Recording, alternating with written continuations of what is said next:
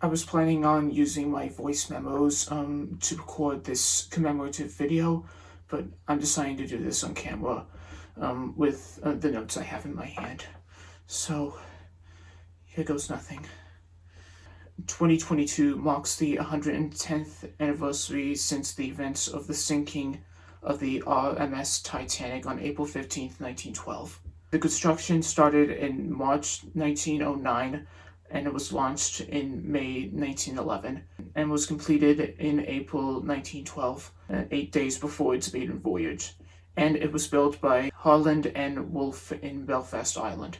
It was supposed to sail from Southampton, England to New York in America. The interior of the ship almost looked like a huge hotel. The number of passengers on board were over 2,435 in total. The number of passengers they lost were 1,517, including those who froze on the ice, and they spent 5 days out at sea from April the 10th before hitting an iceberg on the 14th. The running time of the sinking lasted around 2 hours and 40 minutes on the 15th of April. At around 2:20 a.m., 20 minutes past 2, the ship broke apart and foundered with over 1,000 passengers still aboard. There were poor people in third class, and no one in that third class was allowed to walk around or explore the many parts of the ship besides the deck.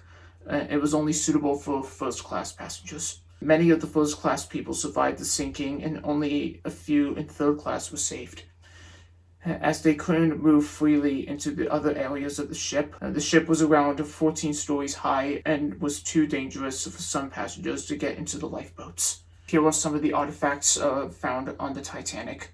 There was a violin that played as the ship sank, a bell that was rung for the warning of the iceberg, some sheet music played by ill-fated musicians, and a letter written on Titanic stationery the day before the ship sank.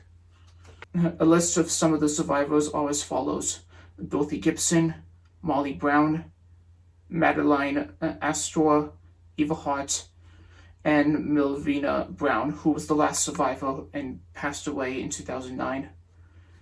Eva Hart survived the sinking of the Titanic at the age of 7, and it was a grave to her father.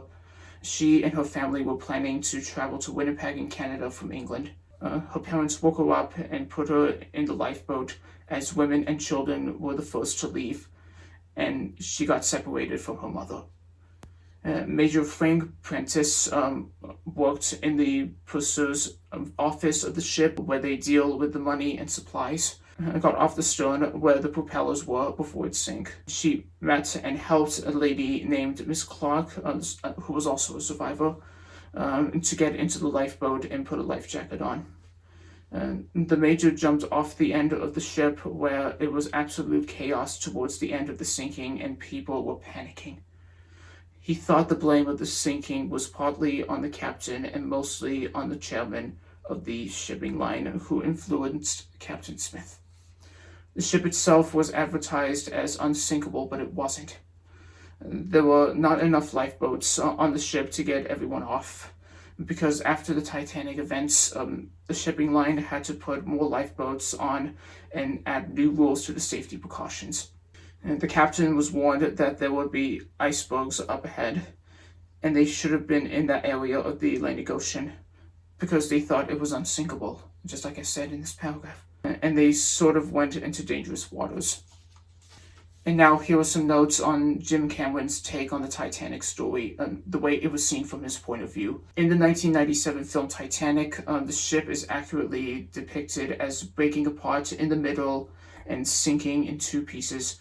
However, Cameron had the real wreckage at his disposal to explore the site as a reference and made excellent use of his resource. I mean, how true was the 1997 Titanic movie than it being a fictional love story, Leo DiCaprio and Kate Winslet? Part of the story was the tip of the iceberg, meaning that the cast and crew didn't give too much of the whole story, and the rest of it, however, focuses on the romance of the story included in the film. Did Paramount and Fox get their money's worth after the film's release? Yes, they sure did.